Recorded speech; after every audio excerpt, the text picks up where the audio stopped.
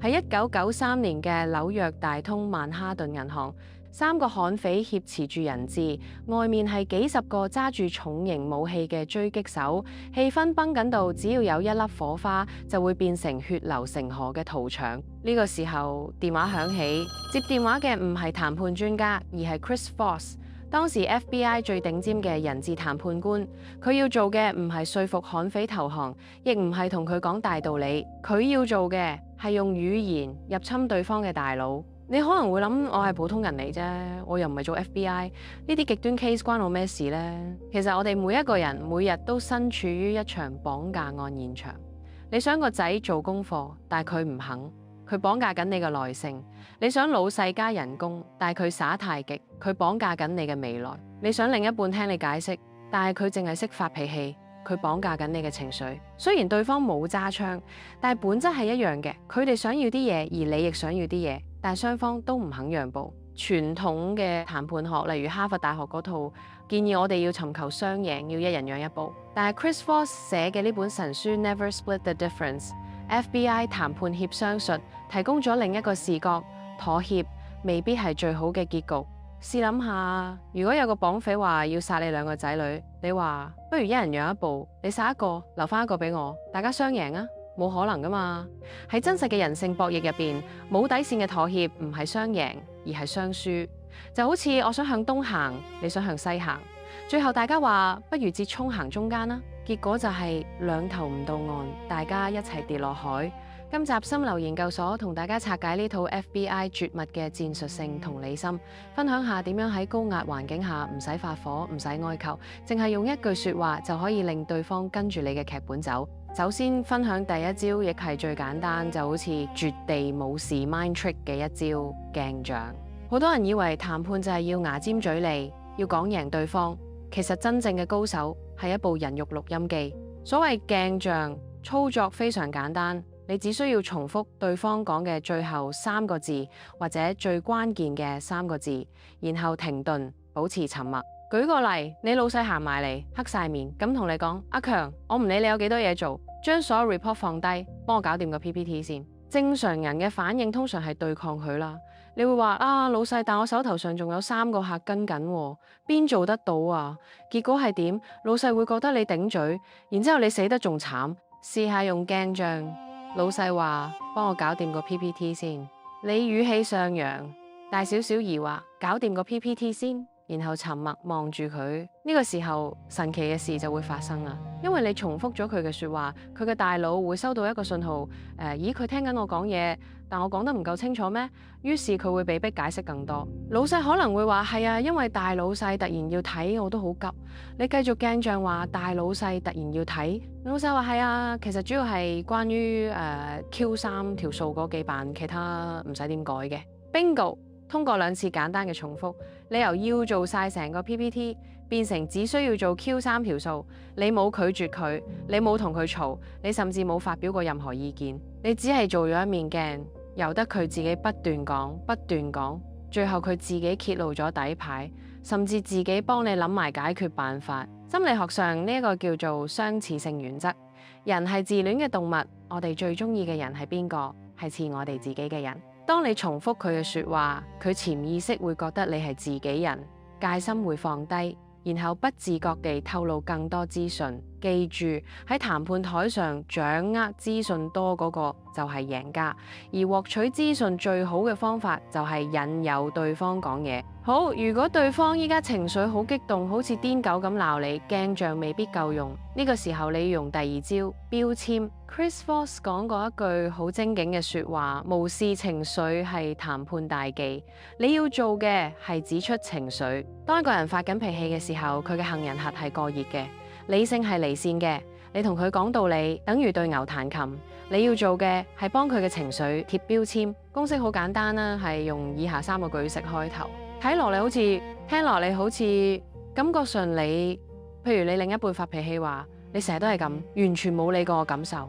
千祈唔好講我邊有唔理你啊！我琴日先陪完你食飯，咁樣講即係自殺。你要冷靜咁用標籤法，聽落去你好似覺得我冷落咗你。留意，我哋唔係用第一人稱，我哋唔係講我明白你，呢句好假，聽落好似敷衍。我哋係用客觀嘅第三人稱去描述佢嘅狀態。當你準確講出佢內心嗰種負面情緒，神奇嘅事又發生啦。負面情緒會被消磁，因為佢覺得哇，你終於明啦，你終於知道我嬲咩啦。一旦佢覺得被理解，佢嘅杏仁核就會冷卻落嚟，佢嘅理性就會翻嚟啦。呢個時候真正嘅溝通先可以開始。呢個就係 FBI 講嘅戰術性同理心。同理心唔係叫你同意佢，亦唔係叫你可憐佢。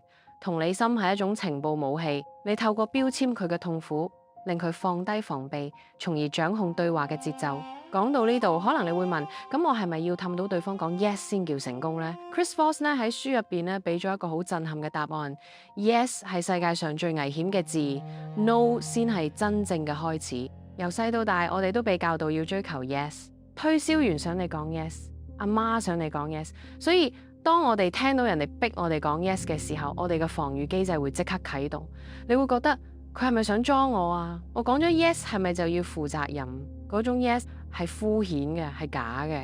咁相反 no 代表乜嘢？代表拒絕，代表界線，代表安全感。當一個人講咗 no， 佢會覺得自己掌控咗局面，佢會覺得安全。所以談判高手唔會逼人講 yes， 佢會引誘人講 no。舉個最實用嘅例子，如果你 send email 俾個客或者老細，佢一直已讀不回，點算？如果你問你仲有冇興趣，或者問你得閒睇未，佢會繼續無視你。Chris Voss 分享咗一條價值連城嘅核彈級 email 嘅標題，你係咪已經放棄咗呢個 project？ 呢一條問題咧係專登設計嚟引發否定嘅。對方一見到本能反應係，梗係唔係啦，我邊有放棄，我只係忙啫。為咗證明自己冇放棄，即係證明個 no， 佢會即刻覆你，甚至會解釋點解遲覆。你成功引發咗佢嘅行動，就係因為你俾咗個機會佢講 no。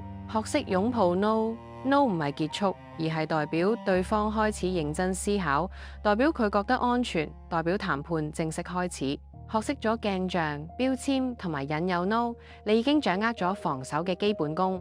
但係如果喺職場上，老細真係提出咗一個完全唔合理嘅要求，譬如叫你一個人做3個人嘅嘢，或者俾個不可能嘅 deadline 你點算呢？直接拒絕，死路一條，硬食，做到你過勞死。呢個時候你要用 Chris Voss 嘅終極絕招，校準型問題。其實成本書最精華就係呢一句說話，你叫我點做啊？留意語氣好重要，唔係發晒脾氣嗰種。你叫我點做啊？而係要帶住求教謙卑嘅語氣問老細，你嘅要求我好想配合，但係以依家嘅資源，你叫我點做啊？呢一條問題嘅威力在於你用開放式問題去回應封閉式命令。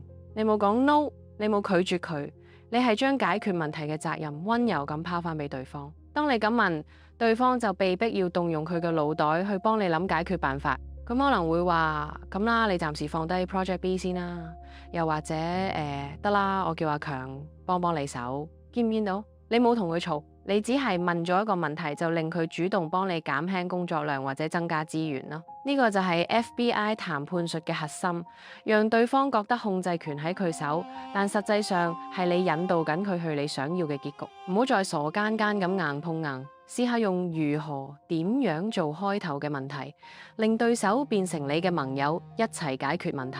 FBI 嘅談判哲學歸根究底唔係關於說服，而係關於發言。Chris Voss 將書名叫做 Never Split the Difference， 因為佢相信喺每一場談判入邊都隱藏住一隻黑天鵝，即係嗰啲你唔知道自己唔知道嘅關鍵資訊。可能個綁匪其實唔係想要錢，佢只係想出名。可能個老細唔係唔想加你人工，而係公司資金流出咗問題，佢講唔出口。如果你淨係識得講道理逼人講 yes， 或者盲目折衝，你永遠揾唔到呢隻黑天鵝。通過鏡像，你引佢講多啲；通過標籤，你平復佢情緒；通過引誘 no， 你俾佢安全感；通過校準型問題，你令佢幫你解決困難。呢一切嘅鋪排都係為咗令對方自願將嗰個足以改變大局嘅秘密雙手奉上。真正嘅權力唔係嚟自大聲，而係嚟自我知道你心裏面諗緊乜，但我唔出聲，我等你講出嚟。呢個就係談判嘅藝術，亦都係生存嘅智慧。如果今集嘅分享對你有啟發，不妨俾個小挑戰自己，聽日返工或者對住另一半，試下唔好講我明白，改用聽落去你好似做開頭。試完之後留言分享下效果係點，對方係咪即刻順攤咗？如果你想繼續升級你嘅人性防身術，記得訂閱心流研究所。我係你嘅心流導航員阿玲，我哋下集見。